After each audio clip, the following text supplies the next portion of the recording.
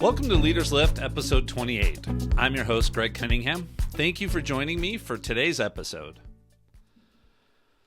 So last week I talked about how to approach things when things get hard, right? And as I was preparing for that episode, I read a talk by a church leader that there was a quote in there that prompted me to develop this episode. The quote was, "We could spend a lifetime waiting for that moment when everything lines up perfectly." And it was kind of funny because the example he used was from The Hobbit with Bilbo Baggins leaving on his adventure. And he talks about how, hobbits weren't really into adventures.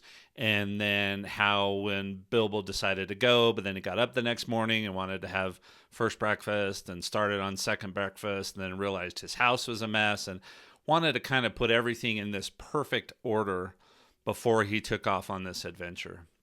So that talk is what prompted me to talk about this subject today. So we're going to talk about waiting for that perfect moment, what that really means, give a few examples, and then talk about what we should be doing instead. Because, waiting for that perfect moment, spoiler alert, it's never going to come.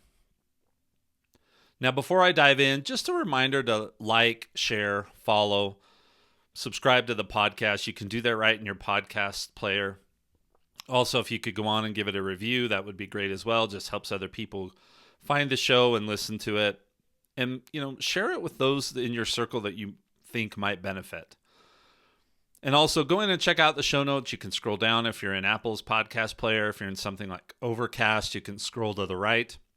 And that'll show you all the show notes. I've got some great resources and links in there. And, check out some of my past episodes if this is the first one you're listening to. Okay, well, let's go ahead and let's dive on in. A couple of weeks ago, I was having a conversation with one of my clients. I was working on a deliverable for them, and it was a presentation, and I was talking about it, and we were both talking about how we get caught up, and every time we go back into something like that, whether it's a presentation, it could be a spreadsheet, or really almost any sort of deliverable, that every time you go back in, you can make changes. And so if you're constantly looking to refine this, then you're waiting for it to get to be perfect. And the reality is it's never going to be. And so at some point, you just have to pull the trigger, share it with other people, and go from there. So that's one of the personal examples I had recently that brought up this topic.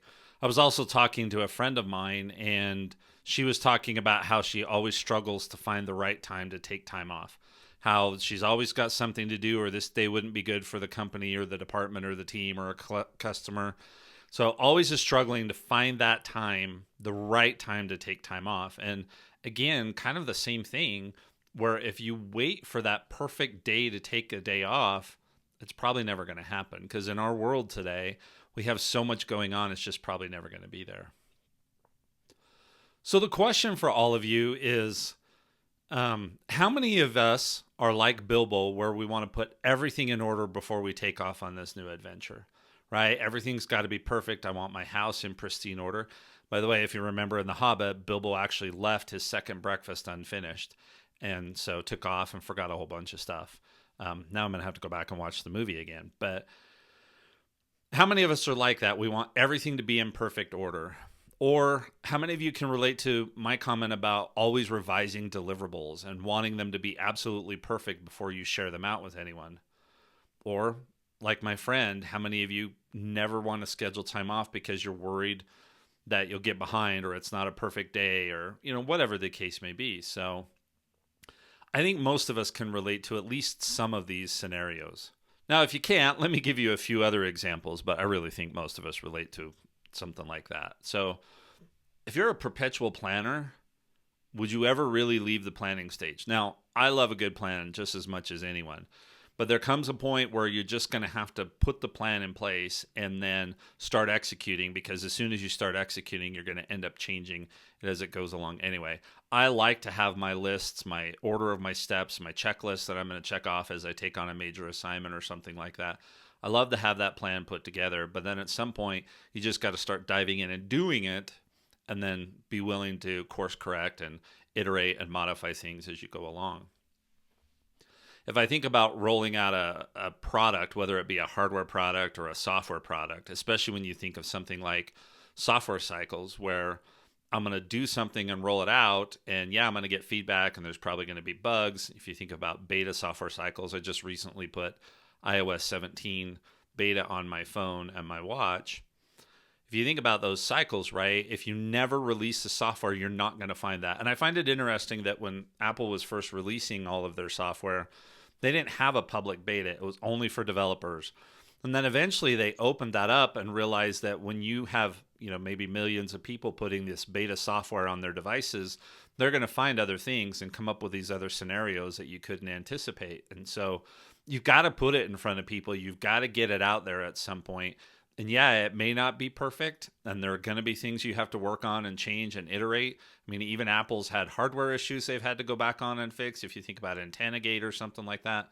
So that's just another example. If you're waiting for your product or your software or your app or whatever it is to be absolutely perfect, you're going to be waiting forever. Now, maybe just a few other examples. If you're looking to make a career change or you want to interview for another job or take that next step, when is the perfect time to start? Maybe there is never a perfect time to start. It could be that you want to start a business. Same kind of thing. There may never be a perfect opportunity when all of the stars align. I think about the couple of times I've got laid off that I decided to go work for myself.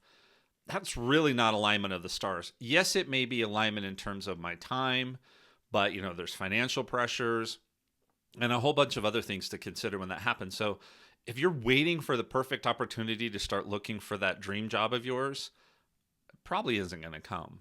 It's not going to be perfect. Now, another example, and I do a lot of work in the mortgage industry, but when you want to buy or sell a home, people want to sit around and wait for the market to be just perfect. So I want to wait for interest rates to be at the exact right place. And so they need to be low, and then the prices need to be low so that I can buy a home. Well, I don't know if that's going to happen again. And then same thing for selling a home. Well, I want the market to be favorable for sellers. When is that going to happen? And so I don't know if the market ever is going to be perfect for you to buy or sell a home. You need to look at that and find some balance here, right? Don't just jump ship out of your house or jump into a transaction if it doesn't make sense. You've got to do your due diligence so that you make a smart decision. But I don't think the market's ever going to perfectly align for everyone. Your payment's always going to be maybe a little more than you wanted, or you're not going to get the ideal house, or you're not going to be able to sell it for quite as much as you would like. Any of those things are possible. Now, one other personal example that comes up quite a bit is when you've got couples that get married at a young age, and then they're trying to think about when they want to start their family. And so you may have both husband and wife in school trying to get their education, get their career started, maybe don't have a whole lot of money, but really want to have a family. When is the perfect time to start your family? Is that ever really going to come? So just another thing to think about. So hopefully with all of these examples that I've shared, from Bilbo Baggins to deliverables to taking vacation time, and then some of these other examples, you can at least relate to this idea of we always seem to be waiting for the perfect opportunity to come. And I think it's just really a form of procrastination, right? I mean, we procrastinate doing our chores. We procrastinate doing that assignment that we really don't want to do, or we don't know how to do, is going to be super tough. And waiting for the perfect opportunity could just be another form of procrastination, where we're making an excuse to not dive in and get going. So think about that. Now, why is this an issue? I mean, are the stars eventually going to align? Now, sometimes it does. And there's these rare opportunities where the vast majority of the stars are in alignment, and that's great. But in my life, I found that perfect moment very rarely, if ever, comes. And there's a few reasons for that. One, I'm probably never going to know everything I need to. I can't anticipate everything that I need to anticipate. I may not have all the skills that I'm going to need. If I think about the concept of interviewing for that next career step, or let's say I want to go from being an individual contributor to being a manager or anything like that, are you going to have all the skills when you go into the job? Probably not. If I'm a manager and I'm applying for a management job in another organization, I may have a lot of people skills, but I'm still going to have to learn about the company and the organization and my team and figure out all of those things that I need for them, right? So I'm not going to have all the skills that I'm going to need. And you can never really be sure of the outcome, right? I mean, we think there are sure things in life, and there are probably only a couple that are going to happen in our lives, but everything else, we can't really be sure of the outcome. And then lastly on this, even if you believe everything is lined up perfectly, 2 minutes after you start, things are already out of alignment, right? Plans need to be changed, they need to be adjusted. Seems to be the way life is, right? I mean, we could think, okay, I've got everything set, I've got the perfect plan, the situation is perfect, all of the stars are aligned, and I take that first step and things start to fall apart a little bit, at least, right? That just seems to be life. So we're not going to be ready. We're never going to really be fully ready. Again, perfect situation to take that next step down the path to our most potential. All right. So what do we do about all of this?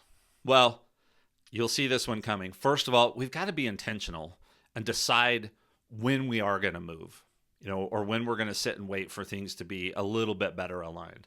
You knew that was coming, right? I'm always talking about being intentional, but that's the reality. We need to make deliberate decisions and not just, one, sit around and wait for that perfect opportunity to come, and then two, not just do nothing, right? I mean, there may be things that we can do to get that opportunity to come into a little bit more of an alignment.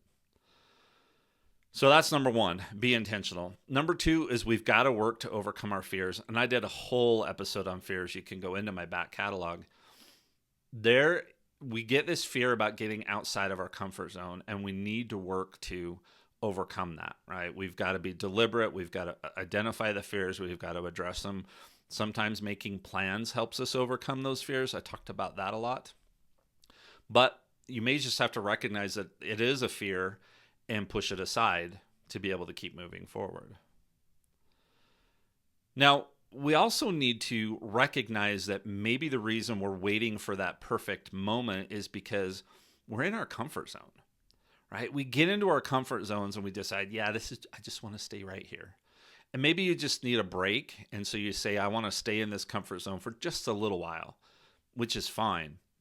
But we have to be really careful to not become complacent and just sit in that comfort zone for too long. Because when we're in our comfort zones, odds are we're not growing. We're not learning. We're not progressing down that path towards our most potential, because we're either moving forward or we're moving backwards. There's very little in between that, right? Very little that we do where we just sit stationary and aren't going one direction or another.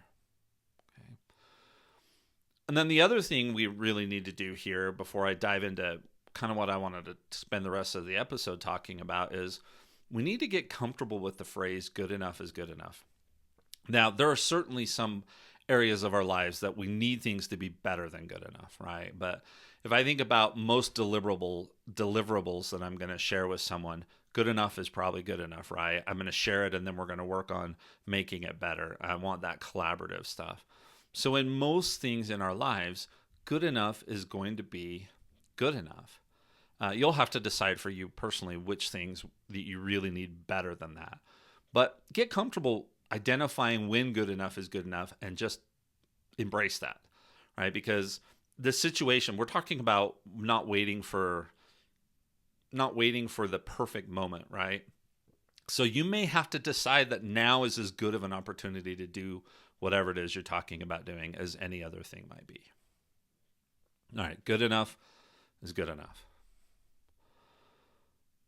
Now, when I saw that quote about waiting for the perfect moment, and that came from Dieter F. Uchtdorf, one of the things that I had already been thinking about was taking advantage of the now, focusing on the present, taking advantage of the situation that you're in right now.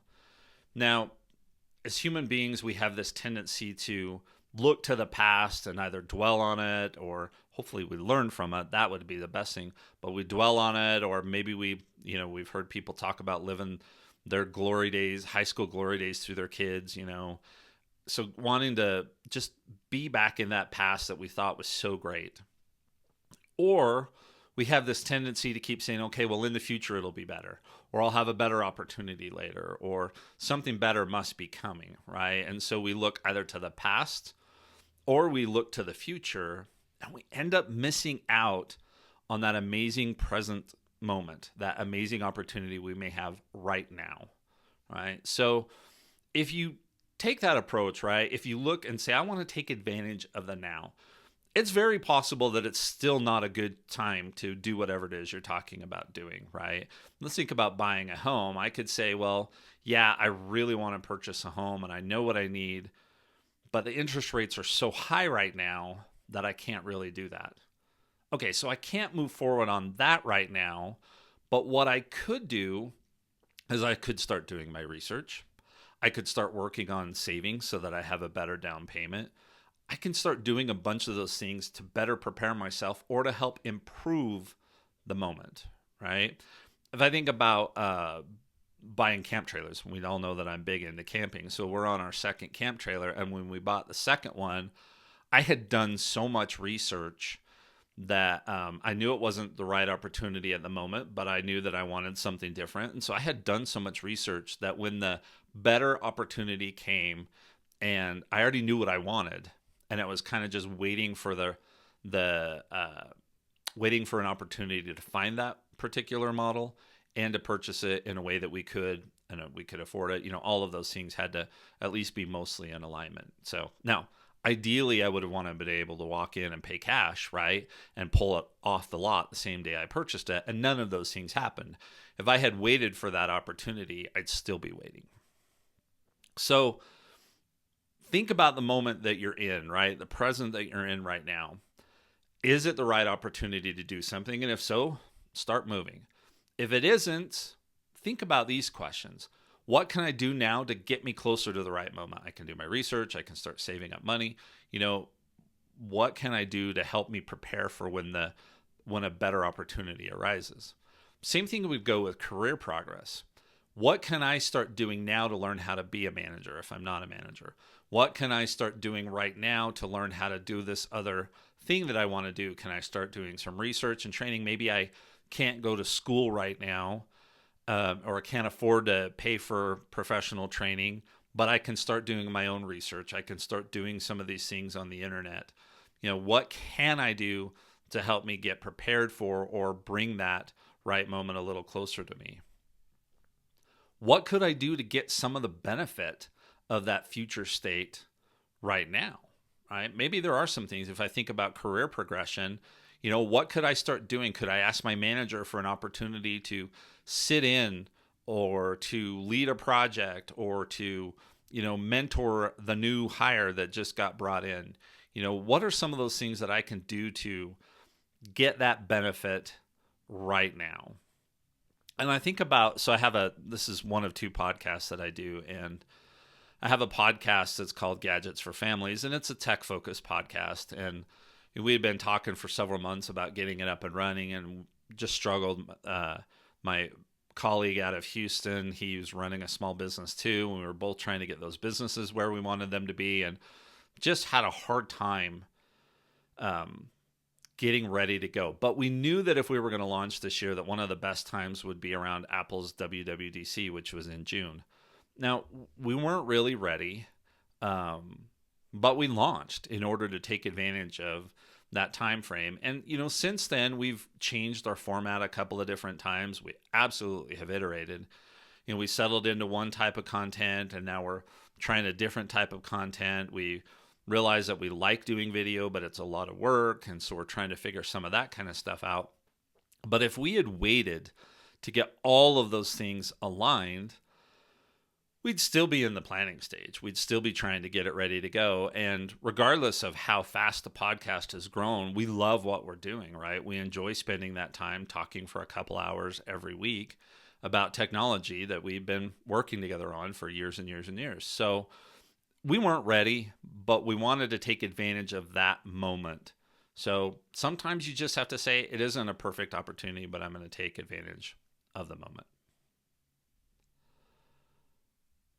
Now, just one other concept that I want to share here, and this is something I'm still trying to work on. So I wrote a blog post several months ago, and I've talked about this. This is, we have a tendency to want to force things. So if I recognize that right now is not the ideal moment to do something, I have a tendency to go in and try and force it, to try and say, okay, what do I need to do right now to make that moment perfect? Or what do I need to do to move forward immediately? And sometimes that's the equivalent of trying to force a square peg into a round hole. And when you do that, and again, I've talked about this before, but when you try and force square pegs into round holes, you damage the peg, you damage the receiving end of it, the hole that you're trying to put that square peg into. Basically, it just doesn't work out as well as it could. Now, it could be that you're trying to force a very small square peg into a round hole, and people say, well, that goes in just fine.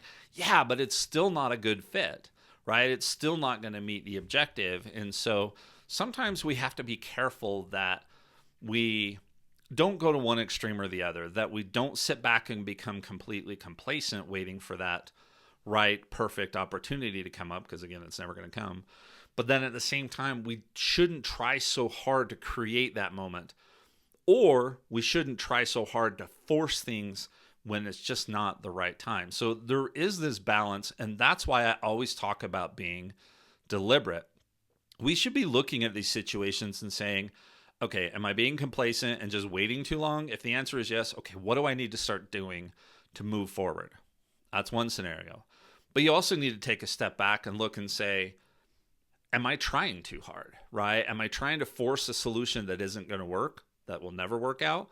Or am I trying to change this environment around me and I'm just never going to be able to do that? So I'm trying to force things into the perfect scenario that's not going to come. And most times, the balance between those things is probably what's going to be best.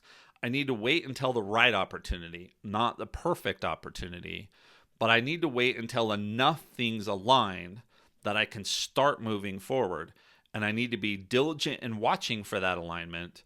And then I need to be willing and ready to move forward. And that's what we should be doing while we're in this kind of waiting stage. Instead of becoming complacent, we should know what we're looking for and start preparing for that, so that when enough things align, that we can then start to move forward. So you've got to find that balance.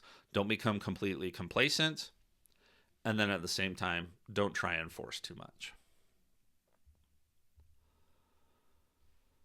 Okay, so just to wrap up from today, again, this talk by Dieter F. Uchtdorf was great. And his quote was, we could spend a lifetime waiting for that moment when everything lines up perfectly. It's just not going to happen. So we all need to get a little more comfortable with that middle ground that I just talked about, right? That balance between being complacent and sitting there waiting for perfection that's never going to come versus forcing things. And that may mean that good enough is good enough. And so sometimes you're looking at this and saying, well, this opportunity isn't perfect, but is it good enough that I have a good chance of getting where I want to go? You know, if I was looking to purchase a business in a certain area, I could go in and say, well, everything's not perfect. They don't have perfect operations. They don't have perfect financials. There's some risk associated with this. If I wanted all of those things to be resolved, I'm probably never going to find that business to purchase. Same thing would go for evaluating a career opportunity. If you're looking to make that next step and you go out and interview and you think, there are these few things that just don't align with what I'm trying to do, well, maybe good enough is good enough, and maybe you don't want to compromise, right? I mean, maybe some of those are really big deals, and it's going to require you to move to an area that you don't want to move to. That's a pretty big deal. But if you were looking at that opportunity and said, yeah, I hadn't thought about living in that part of the country, but maybe it would be okay, and I'm at least willing to give it a try, well, that's that middle ground that I'm talking about. And then just to wrap up, the other thing that I want to iterate is that, very few things in life are guarantees. Very few opportunities are going to line up perfectly. And so I want you to apply that to some of these decisions that we make. Too often we get caught up thinking that every decision we make is perfect and that it has to be perfect because it's permanent. They don't need to be perfect because most things in life are not permanent. We can course correct. We can change our paths. We can make different decisions. And we can, if we don't like that job, I talked about this a little bit last week, we don't necessarily run screaming from the building, but we may decide, hey, after several months, I gave this a shot. It's not working out, and I need to move on to the next thing. And so very little that we do in life is permanent. So if you Stop waiting for the perfect opportunity. Find that balance between sitting and waiting and forcing things. Identify when an opportunity is good enough, and then remember that most of your decisions you're making are not permanent. I think we'll get better about taking advantage of the present, right? And saying, well, I'm going to take advantage of the now. Yeah, it isn't perfect, but it's good enough. I'm going to take advantage of it. I think we'll get more out of life. I think we'll find ourselves moving further down the path to our greatest potential. And that's what we should be seeking to do, to help ourselves move down that path and then to be able to help others do the same thing. Okay, well, that's it. Thank you for joining me for today's episode. Don't forget to subscribe, share, like, do all of those things so that we can get the word out about the podcast. Until next week, find something, big or small, you've been putting off for the perfect opportunity. Take a look at it, and then maybe take one step to making it happen. And see if that lifts you up. And if it does, help someone else do the same. Thanks for joining me.